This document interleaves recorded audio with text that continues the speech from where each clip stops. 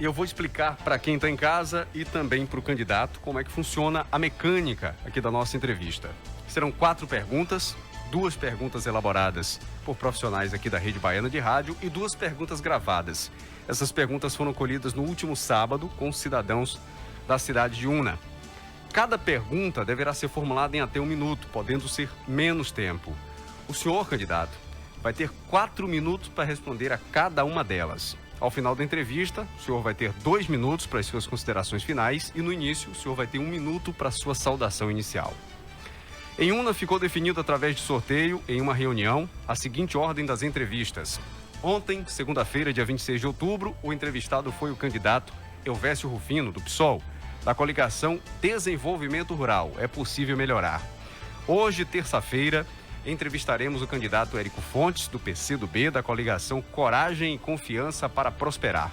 Amanhã, quarta-feira, dia 28 de outubro, entrevistaremos a candidata doutora Joanira, do PSD, da coligação A Vez do Povo com Saúde e Educação. E na quinta-feira, dia 29, o entrevistado será o candidato Tiago de Dejair, do PP, da coligação Pra Seguir Avançando. Nós vamos dar 1 minuto ao candidato para a sua saudação inicial. Boa tarde, candidato. Boa tarde, Hudson. Seu tempo começa a contar agora. Boa tarde, Hudson, e todos os ouvintes da Rádio Costa Sul FM. Eu estou candidato a prefeito do município de Una. Meu nome é Érico Fontes, com o número 65. Eu estou candidato porque, além de ser filho de Una, eu conheço Una de ponta a ponta.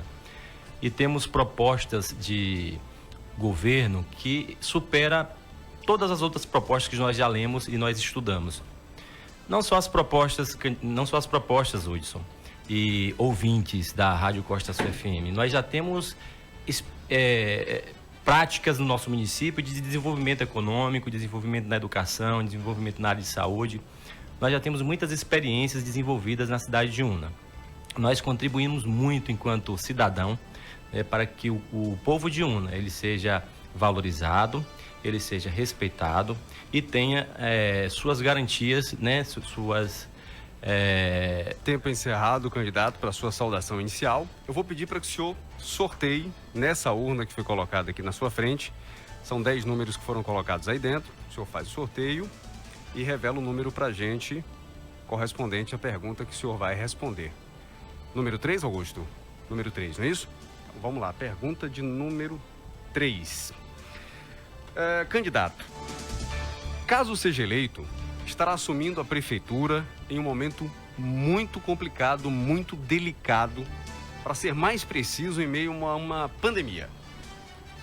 Isso, de certa forma, mexe com o bolso das famílias e, consequentemente, interfere na arrecadação das prefeituras, pois a pessoa compra menos, consome menos e paga menos impostos também.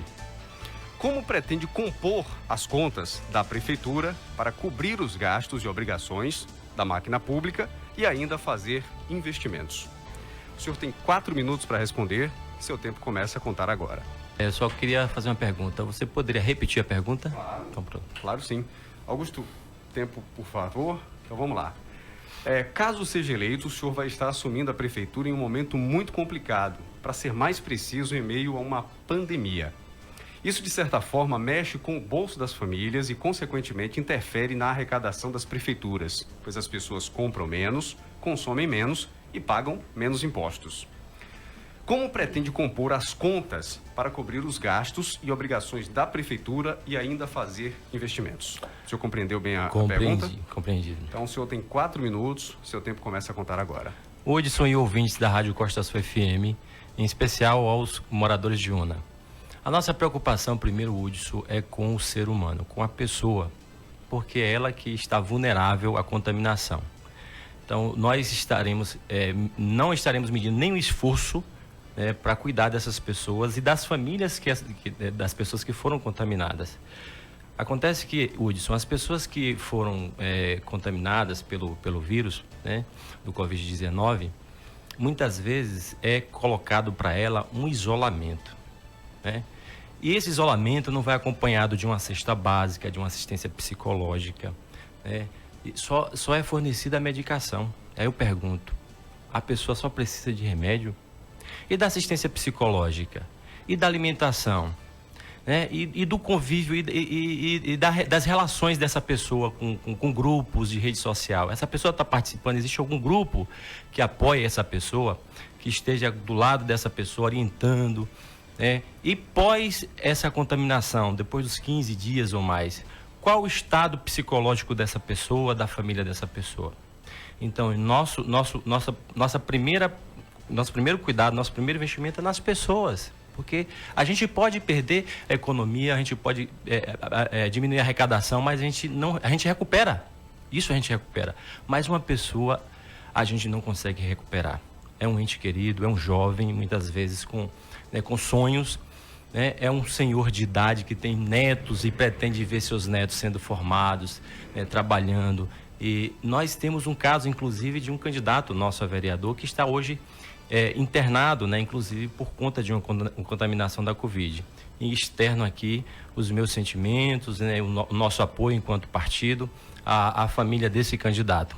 Então, a gente tem como prioridade o ser humano, as pessoas. Partindo dessa premissa, né, a gente pode agora pensar nas outras despesas ou nas outras arrecadações, como os impostos. Primeiro, é uma cidade potencialmente agrícola. Então, assim, a cidade parou. A gente tem empresa como a Hotel Transamérica, que é um grande pagador de impostos do nosso município, que parou, fechou praticamente as portas. Mas a nossa maior empresa, que é a empresa rural, não parou. E ainda assim, Hudson, além de não ter parado, essas pessoas ficaram desassistidas. O governo federal não lançou nenhum programa de assistência a essas pessoas na zona rural. Então, as pessoas da zona urbana receberam benefício, auxílio de R$600, mas o pessoal da zona rural estava produzindo alimentação para a nossa cidade e não recebeu nenhum auxílio, nem emergencial, nem benefício. Então, a gente tem que cuidar dessas pessoas.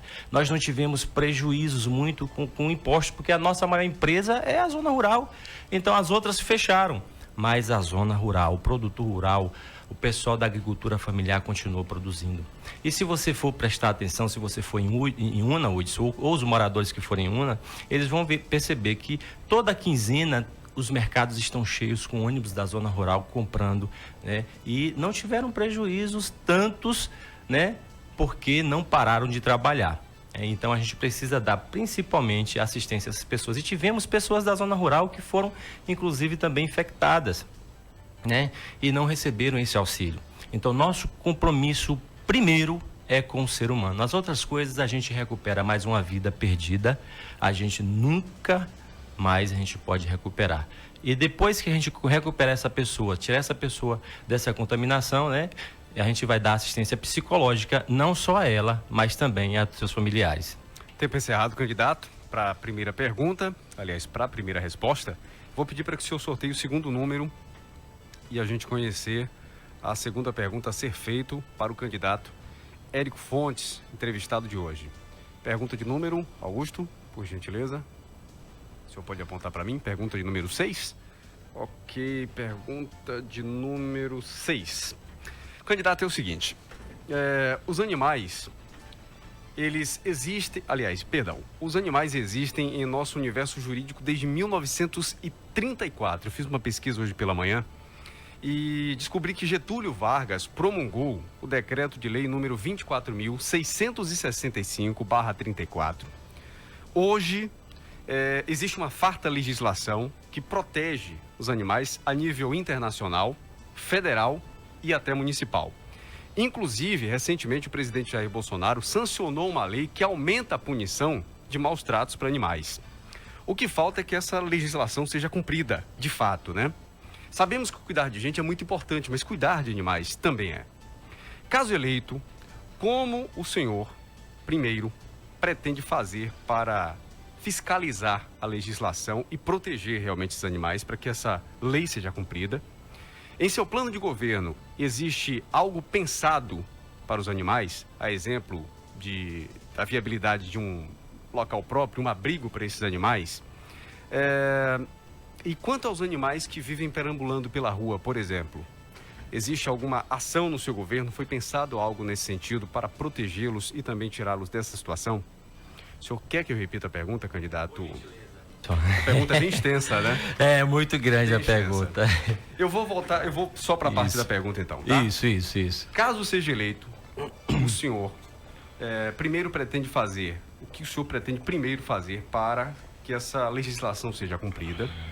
Se em seu plano de governo foi pensado algo que proteja os animais, qual a viabilidade de um local próprio para que eles sejam protegidos e quanto aos animais soltos, o que pretende ser feito, tirando o risco, obviamente, das pessoas se machucarem e também dos animais se machucarem? Compreendeu a pergunta? Compreendido. Então o senhor tem 4 minutos para responder, seu tempo começa agora. Eu sou licenciado em biologia e eu admiro muito a minha cidade e parabenizo aos produtores rurais da minha cidade. Nós tivemos aí na década de 80 e 90, Hudson, uma grande devastação da nossa natureza no município de Una. Muitas árvores foram tiradas, várias madeireiras se instalaram no nosso município, derrubando assim a nossa riqueza. Por força de lei, essas serrarias, elas fecharam, encerraram suas atividades, mas nós ficamos aí com prejuízo, né? E muitas famílias de animais morreram, alguns animais talvez até ameaçados de extinção, ou quem sabe em extinção mesmo. Então, e essas serrarias não foram colocadas pelo povo de Una, né? Não foram agricultores ou empresários unenses, né? Foram pessoas que vieram de fora, inclusive de outros estados, para retirar nossa mata. No meu plano de governo, no item 8 do meio ambiente, inclusive meu número de telefone é 999370904. Quem quiser ter acesso ao meu plano de governo, pode mandar um WhatsApp que eu respondo, né, mandando para você o meu plano de governo. Então, lá no item 8, no parágrafo 4º ou 5º, diz assim: implementar o sistema municipal de áreas verdes e de lazer, priorizando o uso de espécies nativas ou frutíferas. No outro parágrafo diz o seguinte: fortalecer parcerias com órgãos que atuam na atenção ao socorro e reintegração de animais silvestres à fauna da Mata Atlântica. E nós temos isso, entidades já dentro do município e próximos ao município, como a CEPLAC e a UESC, que já fazem esse trabalho, né? Mas a gente pode também conscientizar a população a estar percebendo, né, a importância dessa fauna para o nosso município, não só para o nosso município. Quando se trata de meio ambiente, ações locais, elas interferem, né, em ações internacionais, globais. Então, nós temos um compromisso muito forte com o meio ambiente, valorização das árvores nativas, e como diz no meu plano de governo, implementar esse sistema municipal de árvores verdes e de lazer. A gente precisa implementar o sistema municipal de árvores verdes e de lazer e priorizando o uso de espécies nativas ou frutíferas. Eu trabalhei no órgão da prefeitura e perto desse órgão tinha uma árvore chamada de abricó, também chamado de tapiá. E o interessante dessa árvore é que ela produz fruto o ano inteiro. E quando os meninos saíam da escola com fome, às vezes, né, o lanche foi pouco, não deu para encher sua barriga, eles ficavam debaixo dessa árvore colhendo os frutos e se alimentando com essas frutas. Então, é importante a gente reconhecer que as áreas públicas, elas podem inclusive servir de lazer, mas também servir né, se você plantar uma árvore frutífera, né, um aluno, uma pessoa que esteja com fome naquele momento, pode até, mesmo que tenha almoçado ou tomado um café, mas às 10 horas, qualquer hora do dia, ele pode lanchar, recolher aquela fruta. Inclusive, Una tinha vários pés de diogênias, de jambos, né? Ali era a marca registrada de Una. Então, muitas crianças e muitas pessoas jovens e adultas se alimentavam daqueles frutos. Então a gente pretende fazer, né, fazer plantações de árvores frutíferas nas áreas públicas e verdes do nosso município. Para complementar, a gente tem aí no nosso plano de governo atuar de forma integrada na regularização urbanística e ambiental. Tempo esgotado, candidato. O senhor pode usar o tempo sequente, né, do próximo bloco para concluir o seu pensamento, tá? Então nós encerramos agora esse primeiro bloco, né, com essa entrevista. Nós vamos ao intervalo comercial. Na sequência a gente traz as perguntas do cidadão de Una. Candidato, para a gente dar sequência à nossa entrevista, eu peço que o senhor sorteie mais um número. Agora o senhor responde a perguntas do cidadão da cidade de Una. Já foi sorteado? Por favor. O candidato está sorteando aqui o próximo número, que corresponde a uma pergunta a ser respondida. É a pergunta de número B9. Então, pergunta de número 9. Vou pedir para que o senhor preste bastante atenção. A pergunta é curtinha, tem 11 segundos apenas.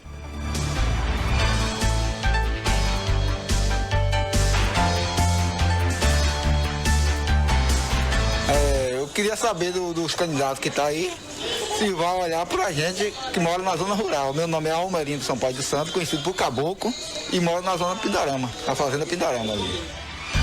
Candidato, o senhor deseja ouvir a pergunta novamente? Por gentileza, essa eu faço questão.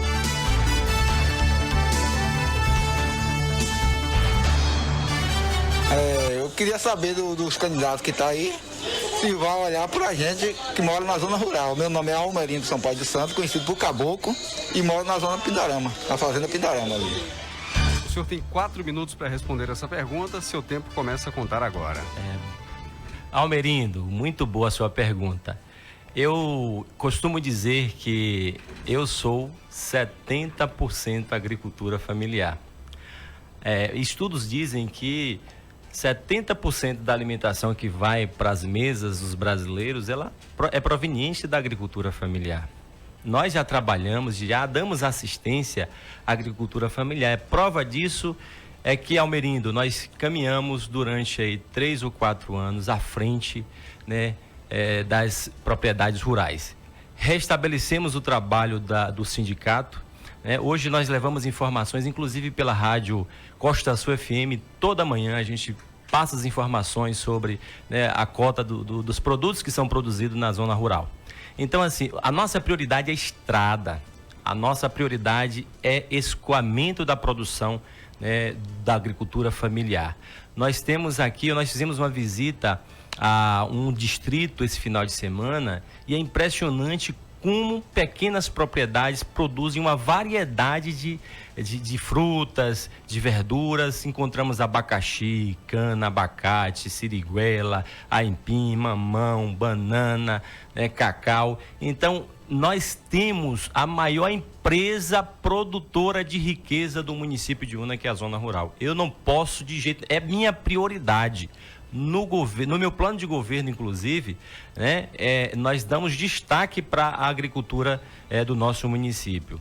Nós temos aí estradas que estão inacessíveis, ambientes que são inacessíveis. Nessa pandemia, por exemplo, nós nos preocupamos muito com os agricultores. Quando surgiu a pandemia, que o governo lançou a norma dizendo que todas as pessoas tinham que usar máscaras. E aí, como é que a gente vai ter máscara se a gente não tem recurso? Fomos até a Secretaria do Estado, solicitamos máscaras para a nossa população. Recebemos 3.000 máscaras da Secretaria do Trabalho, Emprego, Renda e Esporte. Distribuímos 2.000 máscaras na zona rural. E nesse mesmo período, nós conseguimos também trazer a confecção dessas máscaras aqui para o município de Una. Confeccionamos 35.000 máscaras, gerando 13 empregos diretos. Além desse investimento que fizemos, nós estamos aí circulando já no mês de novembro o PAA, são quase R$80 mil que está sendo investido dentro do município de Una, coisa que em 4 anos, eu não me lembro na verdade quantos anos são que Una não roda um PAA, que é um programa de aquisição de alimentos. Nós estaremos aqui agora em novembro, já temos famílias cadastradas e já vão ser beneficiadas com esse programa. Além disso, nós levamos a informação, temos um outro programa que são os quintais produtivos, investimento de quase R$50 mil. Hudson, além disso, e todos os ouvintes, nós temos aí o Programa Nacional de Crédito Fundiário. Já fizemos várias reuniões, está sendo fechada a compra de uma fazenda com aproximadamente 500 a 600 hectares para impedir que 80 famílias saiam de Una por falta de emprego, por falta de atividade, por falta de oportunidade.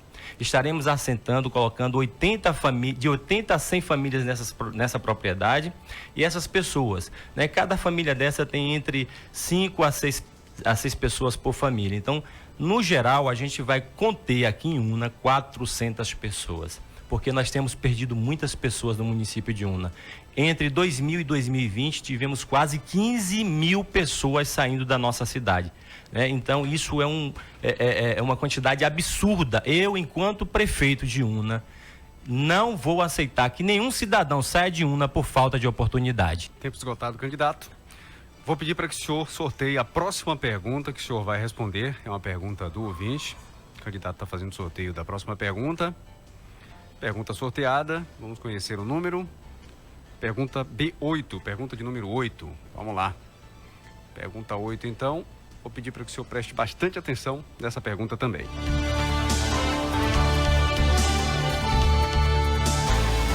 Saudações aos candidatos à Prefeitura de Una. Eu sou Paulo Sérgio Luz, recente morador da cidade.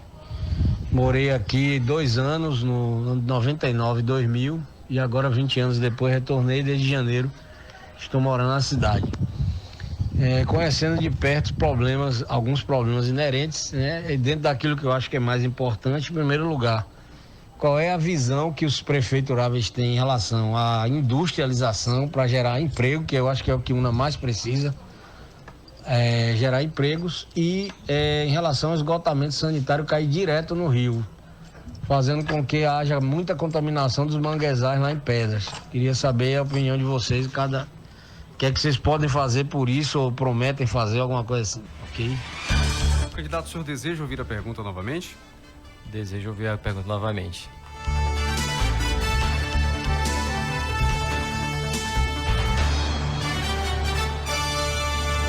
Saudações aos candidatos à Prefeitura de Una. Eu sou Paulo Sérgio Luz, recente morador da cidade. Morei aqui 2 anos, no ano de 99 e 2000, e agora 20 anos depois retornei desde janeiro. Estou morando na cidade. Conhecendo de perto alguns problemas inerentes, e dentro daquilo que eu acho que é mais importante, em primeiro lugar, qual é a visão que os prefeituráveis têm em relação à industrialização para gerar emprego, que eu acho que é o que Una mais precisa, gerar empregos, e em relação ao esgotamento sanitário cair direto no rio, fazendo com que haja muita contaminação dos manguezais lá em Pedras. Queria saber a opinião de vocês, o que é que vocês podem fazer por isso ou prometem fazer alguma coisa assim, ok? Candidato, o senhor tem 4 minutos para responder essa pergunta. Seu tempo começa a contar agora. Pronto, do saneamento a gente vai ter parcerias aí com os órgãos, principalmente com a Embasa e com outros órgãos do governo do estado e do governo federal. Inclusive existe uma legislação prestes a ser aprovada, que é a privatização dos recursos, hídricos, do nosso país. Então isso a gente consegue resolver com órgãos do governo do estado, porque o município realmente não dispõe de tantos recursos. Mas em relação, Paulo, ao emprego, essa é a nossa principal preocupação. É tanto que no meu primeiro ano de governo, eu pretendo criar entre 100 a 200 empregos diretos. Isso não precisa de trazer industrializar, porque assim a gente trabalha com exportação. Os japoneses, a Associação de Japoneses de Colônia de Una, por exemplo, exporta mangostim, e são agricultores que não quebraram, O cacau pode ter quebrado, a seringa pode ter um preço baixo, mas os agricultores japoneses, eles continuam firmes, ali com muita dificuldade por conta das estradas, mas em relação à sua produção não, continuaram produtivos. Nós também temos aí produtores de cacau, produtores da seringa e de outras frutas, e outras culturas, e nós não temos ficado atrás de outros municípios em relação à arrecadação. O nosso município é riquíssimo, nós temos uma produção de riqueza muito grande. O que falta fazer é sentar com o setor produtivo da nossa cidade e encontrar caminhos, meios para que a nossa produção agregue valor, para que a gente possa exportar toda a nossa produção. E a industrialização é importante, mas isso é um processo mais demorado. Foi prometido trazer indústria para aqui de motos, na área de hotelaria, é importante. O bom é que venha. Se a gente puder trazer, a gente vai trabalhar para que essas indústrias cheguem. Mas até essas indústrias chegarem, até a gente fazer o contato com essas pessoas que são proprietárias de indústrias, né, de empresas, de grandes empresas, leva-se um tempo, e esse tempo as pessoas não vão ficar com fome ou desempregadas até que essas empresas cheguem. Então a nossa solução é trabalhar com o que temos. Una é uma cidade litorânea que mais perde população. É a cidade litorânea que mais perde população. Ou seja, Canavieiras continua com a sua população estável, Ilhéus com a sua população crescendo, Itacaré com a população crescendo, e nós aproveitamos muito mal os recursos que nós temos aqui dentro da cidade de Una. Perdemos quase 20 mil pessoas em 20 anos. Uma cidade boa é uma cidade que cuida das suas pessoas, do seu povo. Uma cidade boa é uma cidade que as pessoas têm o prazer de ficar nela e não pretende sair por falta de oportunidade. O que a gente vê na cidade, que as pessoas, olha, passar as eleições eu vou embora, acabar a pandemia eu vou embora, não tenho condições de ficar mais nessa cidade. Não estão cuidando da nossa gente, não estão cuidando do nosso povo, não estão cuidando da zona rural. As pessoas da zona rural estão chorando, tem a sua produção e sua produção é perdida porque não tem transporte, não tem estrada.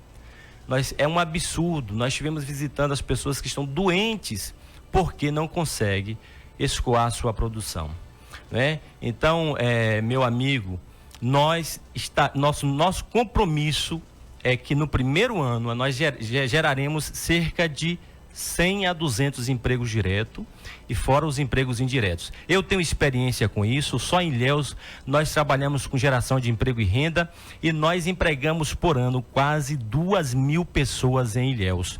E de Una eu levo quase 50 pessoas de Una por ano para trabalhar em Ilhéus. Ou seja, eu não aceito mais sair nenhum cidadão de Una por conta. Tempo esgotado, candidato.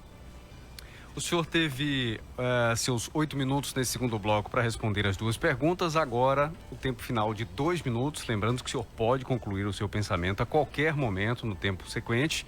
E também a qualquer momento dessa entrevista o senhor pode pedir voto. O senhor tem 2 minutos agora para as suas saudações finais ou considerações finais. Seu tempo começa a contar agora. Gente, nós precisamos votar em quem realmente se preocupa com você. A nossa preocupação é cuidar de você, unense.